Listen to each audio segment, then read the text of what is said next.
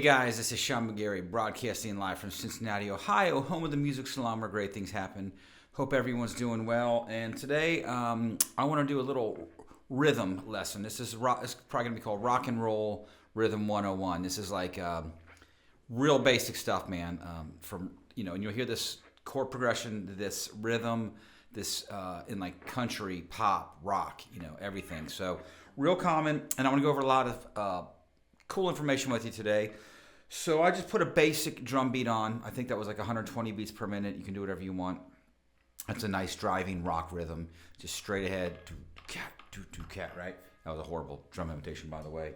I don't know what the drums are actually doing. It's just straight ahead. So another cool thing is, I'll probably do a little. I might show you guys my gear sometime, but for these videos, I use the Fender ToneMaster Pro.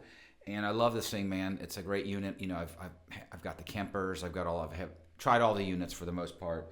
And I love the Fender ToneMaster Pro only because it sounds great and it's idiot proof. And I am not a tech guy at all. It's like, the Kemper was cool, sounded awesome, but I was, would always bug the guy, one of my guys in my band, to like help me get it set or fix something. And this is just drop and drag, man. It's super easy. But my point to that was, I just put in this Nashville overdrive on this channel I always use.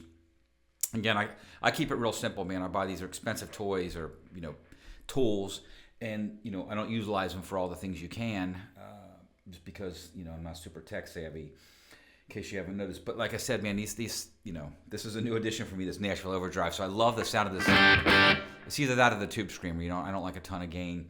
So enough of that, but I did want to point that out, that's kind of a new sound that... Just a great sound for modeler coming through my little speakers here.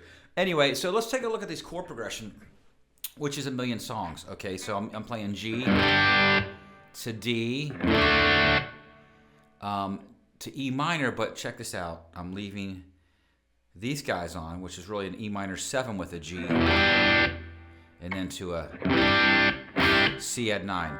So you'll hear this a lot. And by the way, like this combination of chords. G, E minor 7 with a G, C at 9, because it's cool because you just leave these guys at the bottom, you're just moving these guys around. So again, this is real basic. So what I did here is I was listening to, first of all, you just got to listen to drums. I mean, if you watch anybody talk about rhythm, I mean, the drummer really is the most important thing. And if you don't have a good drummer, you don't have a good band. That's plain and simple. And everybody thinks, we can have great guitar players and great singers. You got to have a great drummer, and bass. Obviously your rhythm section is the most important part, in my opinion. If you don't have that, everything else falls by the wayside. So you're listening to those guys. You're listening to whatever the drummer's doing. And so in this example, again, this is just 101. I started off real simple. Instead of just going,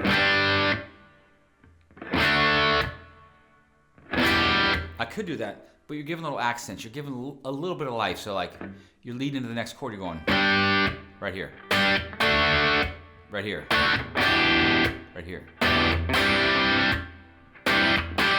And you also, when you're playing a rhythm like this, it's pretty straight ahead. You got to leave room.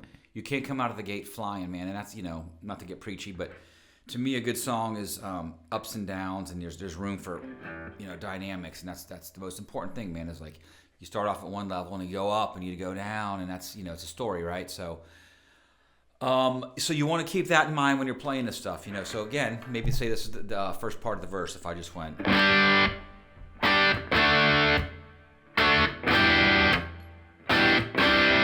second time,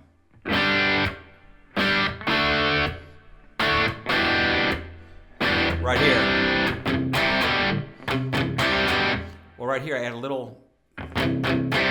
Right, and then I walk back down. So I'm going to talk a lot about this today as well, these little walk downs. So let me put that in context.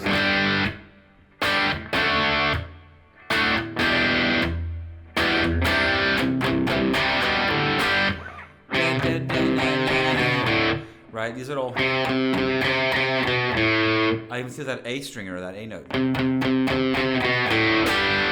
Right, so you hear a lot of that stuff. Now check this out.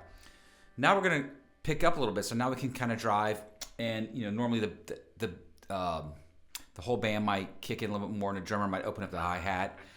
And now we're kind of driving, right? And right here, check this out. Okay, I put the F sharp in the bass of that D chord. You hear that a lot.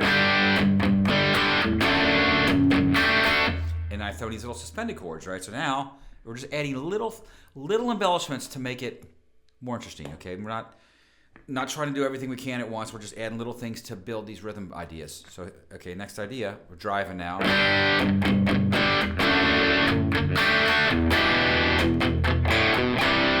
Now maybe you walk up to that C. Back down. So now I got a whole little vibe going. Okay, so again, from the beginning, I'll just kind of expedite this, but like here's the first part, you know.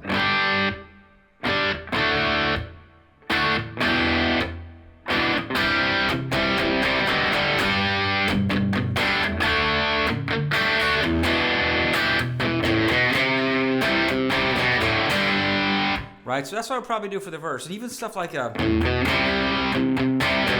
give this chorus a little vibrato. Just kind of pulling that note. And again, you got all these little embellishments, like you can do a whole band hit. It's like, you know.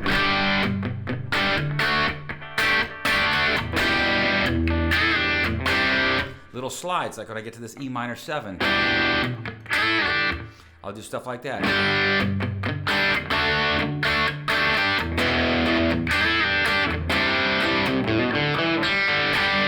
Add little fills. And that's right out of the scale. Look at that.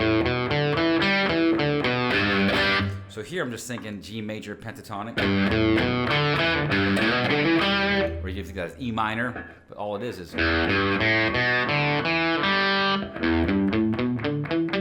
And those little fills are so cool and they're so easy to use, man. So again, you know, if I'm playing, let's see.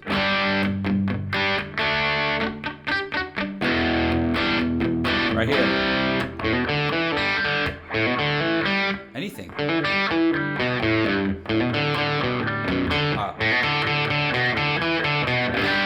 Just find a couple little fills that you can use and then just try and vary them up every time so it sounds more interesting. So that's what I would do for a verse, right? And, you know, then for the chorus, the whole band might kick in, and then you break into the... Right? Because now the whole band's and the drummer's doing the ride cymbal, right? And so then you got a little more room to breathe. So you've kind of built all the stuff up now, and, you know, vision to chorus and kicking in the big hook and everybody's singing the anthem, whatever it is. And now the guitar's just going...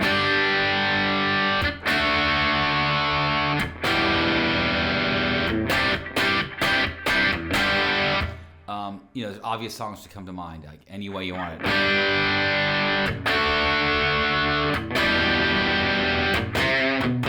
You know, but there's a million songs to do this, so don't just think that's like the only one.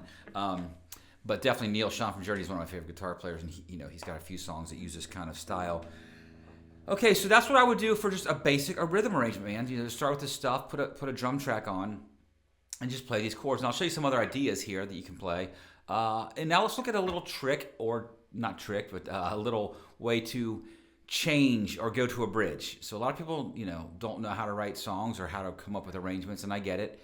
But it's not science, man. It's just using the notes of the scale. Okay, so in G major, if you don't know all that stuff, it's all right. I've talked about in other lessons, and I'll talk about in future lessons. But in G major, the relative minor is the E minor. So that's why we use that in the verse. I mean, this is like, it would just be a 1-4-5, you know, if I just did G, D, C, or G, C, D. But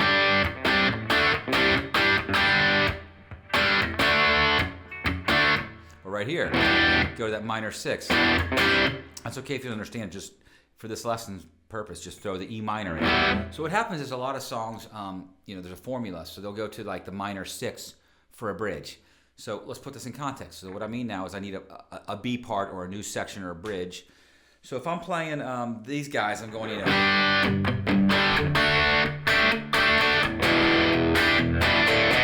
Bridge. Right, so I hit that E minor. again, just using the same chords, you're just kind of changing the arrangement of it. It's easy, man. And so now I go, just little stuff like this, let these chords ring out, man. Especially if you've got a nice sounding rig, A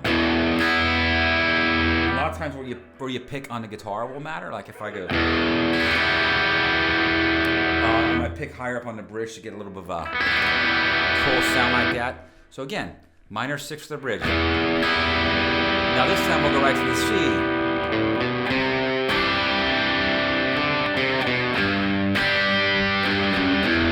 Stuff like that. So I might go all together.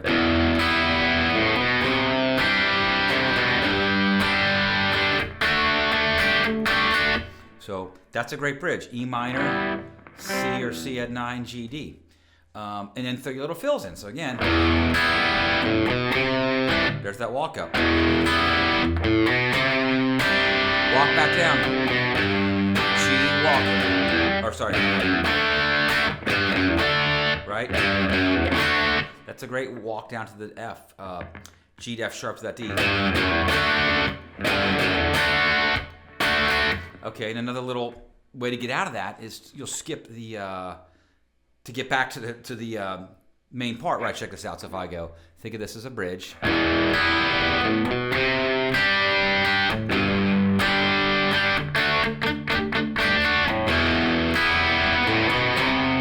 Right here, I'll skip the G.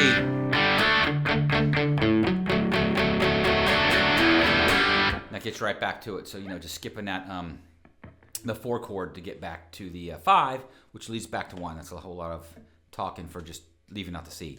And then, and there's a million things we can do. I'm not going to get too crazy again on this today, but like always using the triads and embellishments. That's always going to be one of your best friends when you're playing this stuff. So, now I might play.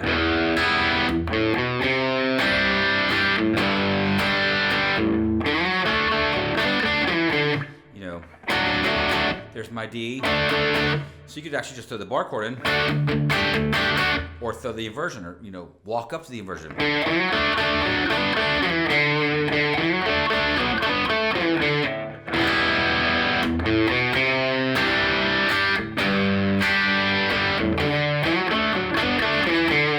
Stuff like that's great, or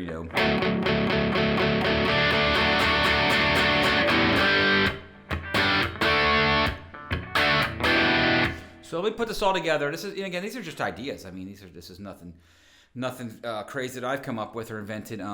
Just a real simple rhythm pattern for for you guys to practice if you're struggling with maybe some ideas or kind of new to the game of like how to make some songs up. But what I would do is just find a drum beat, or you can use a metronome, man. But nowadays you just got a full drummer at your disposal, right? So just get a drum beat, and that's a really good exercise, like having a band there with you.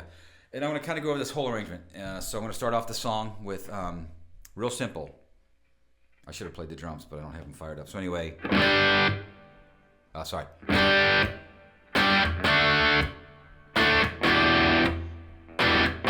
Maybe twice.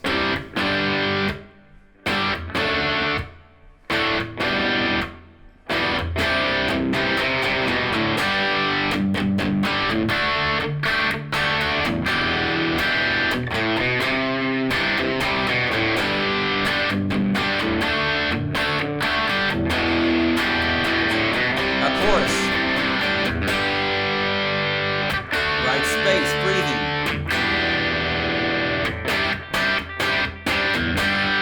Space. Back to the verse. Now the second verse, you might already come in with the driving, or you might go back to the just build up again. But maybe the second verse, the whole band comes in a little more, picking up the pace a little bit.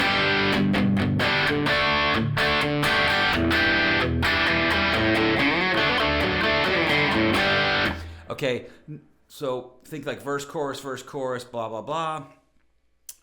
Now let's talk about that little bridge section again. So if I'm coming out of the chorus, letting everything ring out. Picture your big hook or anthem. Pick out those chords, so that's notes. Bridge.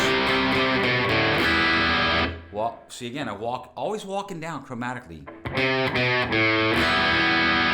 So you're already on the C chord, C or C add 9. I mean, it's right there.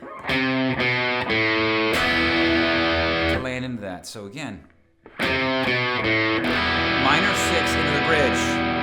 Walk back up to the C. Walk to the G. Back to the E minor.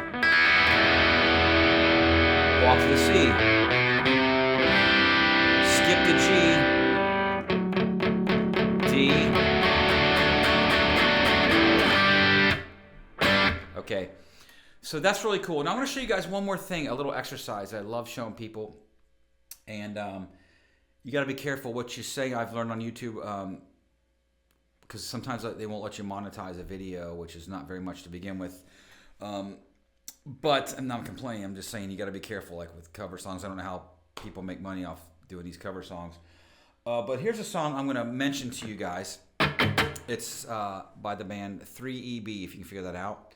And it's a great song off their first album. And I show this riff because it's a great rhythm exercise. And the song goes like this. And I'll put it in the comments section here. It goes.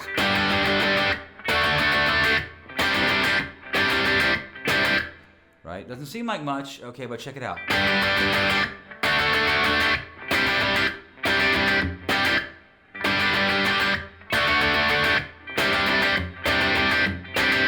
Okay, so it's the 3 chords, right? But it's very syncopated, okay? And if you go like this, and by the way, let's back up.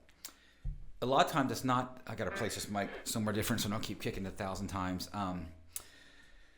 A lot of times it's the notes you're not playing. It's all the space in between here. So like, if I go, that's so important, those tight band hits. And you know, again, I just my opinion, you know, that I like to share these things with you guys. Hopefully you're learning something. And, you know, a lot of you guys probably know stuff, but like, when you take a band like AC/DC, there's a reason that they've been around so long and they have one formula. You know, they've never changed their style. They didn't change with the 80s. They didn't add synthesizers. They didn't change with grunge. They didn't change in the 2000s. They're still out doing it. They have one style, and it's rhythm, right? It's just straight ahead rock and rhythm, and that formula works. So it's very syncopated, and it drives, okay? And it's a lot of just a lot of tight rhythms, and the band is just driving. And all those components together are what makes rhythm and bands sound freaking great, okay? And, you know, I learned a long time ago, if you're in a band and you're only thinking about yourself, you're in the wrong business. You might as well be a solo artist. It's like all these components working together what really make things sound great. So if you're in a band already, if you're new to this and you want to get a band, or you're just trying to rehearse, really think about that. Think about your part, and it's a sum of all parts. It's a big puzzle, and you're one little piece. And again, you know, not to get preachy and not to sound stupid, but you could have a big jigsaw puzzle with 1,000,000 pieces, right? But if you have one little piece missing, well, it's not complete. You know, it's incomplete. So you are the piece of the puzzle right now. We are the small piece of this puzzle. So back to my point here, long-winded as usual. Right, that little. A lot of people have trouble with. And all I'm doing is I'm muting the strings, as you figured out. So step 1, just practice this over and over again. 1, 2, 3, 4, 5, 6. 1, 2, 3, 4, 5, 6. Down, up, down, up, down, up. Right, different speeds. Okay, now the second part of the song that I was showing you, the 3EB song. It's 1, 2, 3, 4, 5, 6 again. But here's what's cool about this. On the last upstroke, the 6th beat, it adds the sus chord. Again, it's these little embellishments. So all together, I'm going to slow it down a little bit.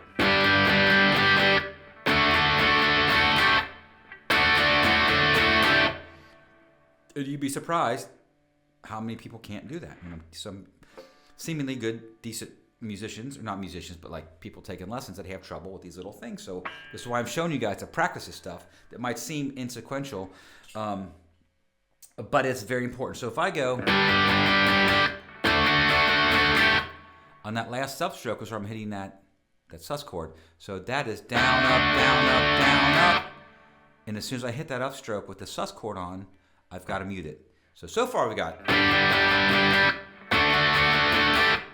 Now I go to the C at 9, and this is real syncopated. Check it out. 1, 2, 3, 4. 1, 2, 3, 4, 1, 2.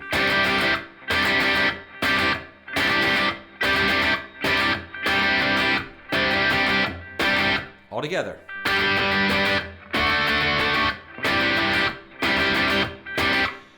Forgot to say grab your guitar, but if you haven't grabbed your guitar, grab it right now. I'll wait. Ready? All right, you got it. Here we go. All together. 1, 2, 3, 4.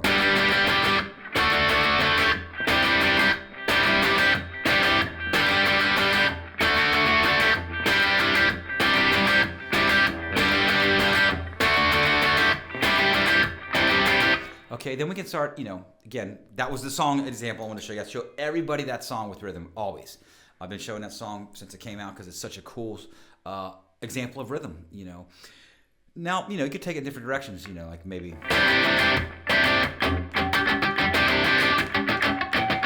This kind of stuff, I call it the chankety chanks. Chankety, chankety, chankety, whatever you want to call that, right?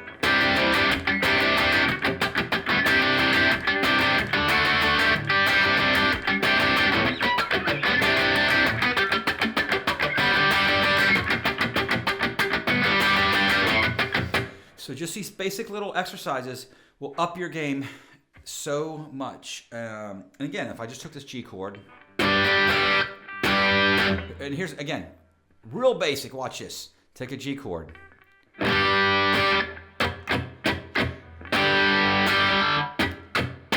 So I'm just taking, I'm using G because I can hit all the strings, right? G, G, syncopation right here. Muted strings.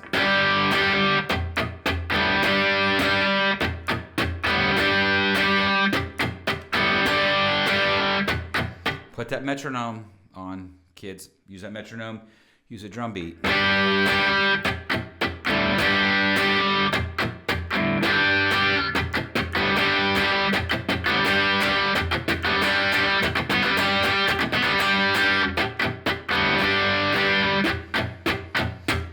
Up, down, dynamics. I mean, there's so many components. Rhythm is the most important thing, and it's funny because everybody wants to be a lead guitar player. We all want to be Eddie Van Halen, right? Including myself. But the fact of the matter is we spend most of our time playing rhythm guitar, and if you can't play rhythm, you're not much good to a band. You're not much good to yourself. So rhythm, rhythm, rhythm. I work on rhythm every day. I'm always trying to improve my rhythm because, it's hard. You just got to keep up on your chops and your timing. And, I've tended to play over the beat, or on top of the beat, or ahead of the beat, really, for years. And I play with a great bass player who I'm going to have on my Rhythm of Life channel, or my episodes on real soon. I'm not going to give that away. But he used to tell me, this is 20 years ago, he's like, man, you're playing ahead of the beat. Maybe on some of the stuff, try and play behind the beat. And I think that's just from coming from a rock background, or, a hard rock. You tend to play things really drive and fast. So it's hard for me. It's hard for a lot of people to really take that step back and lay back. So anyway, I've preached enough, and it is Sunday here in Cincinnati, Ohio. So we're at the Church of the Music Salon here talking about rhythm. That's the gospel of the day. So anyway, guys, I can't thank you enough. If you've made it this far into this lesson, I really appreciate it. The comments keep coming. We're building a great worldwide community. Man, there are so many cool people in this world. Music is one thing that bonds us together. We got elections coming up. We got chaos in the world, but you know what? It's all good because it's going to be all right. Like Bob Marley said, we'll all be here. Nothing's gonna happen. I don't think. I think we're gonna be okay. So no matter what happens, let's just all unite and try and be in this fight together, right? But this music is what's gonna keep us together. And please hit the subscribe button. I keep talking about it every lesson, but the Patreon page is in the works. I'm working on it. My Rhythm of Life should be out by the time you see this video. I'm planning on releasing that this week. And that's it. Hit the like, subscribe, comment, and have an awesome freaking day. See you next time.